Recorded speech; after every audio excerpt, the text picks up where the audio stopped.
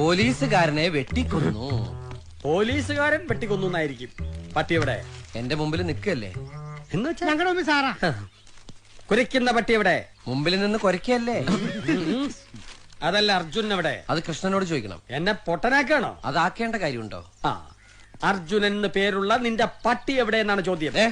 എന്റെ പട്ടിയെ പട്ടിന്ന് വിളിക്കരുത്. പട്ടിയെ പട്ടി എന്നല്ലാതെ പിന്നെ അച്ഛന്ന് വിളിക്കൂ? വിളിച്ച് ശീലിച്ചവർക്ക് എന്തും വിളിക്കാം. ആ, എന്നാ അച്ഛനെ പിടിയിടോ. പട്ടിയെ പിടിയിടോ. ഇപ്പൊ വരാട്ടാ. പുള്ളി എവിടെ പോയി? ഇപ്പൊ വരാൻ വേണ്ടി പോയിരിക്കുക. എന്താ കാര്യം? ഇപ്പൊ വരുമല്ലോ, അപ്പൊ ചോദിക്കാം.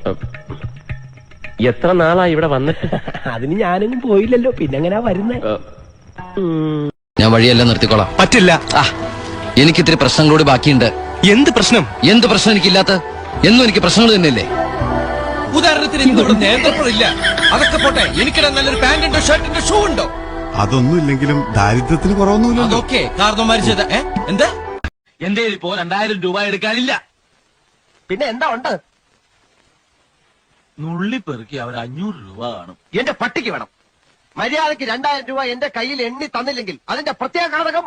പ്രത്യാഘാതം, മേഘം എന്നുള്ളതിന്റെ ഇയാളെന്നെ പഠിപ്പിക്കൊന്നും വേണ്ട. പ്രത്യാഘാതം അത് ഭയങ്കരമായിരിക്കും. എന്തും നേരിടാൻ തയ്യാറായിട്ട് തന്നെയായി നാടകത്തിൽ ഇറങ്ങിത്തിരിക്കുന്നത്. ഒരുമാതിരി പല തന്തയ്ക്ക് പറഞ്ഞ പരിപാടി എന്റെ അടുത്ത് കാണിക്കരുത്.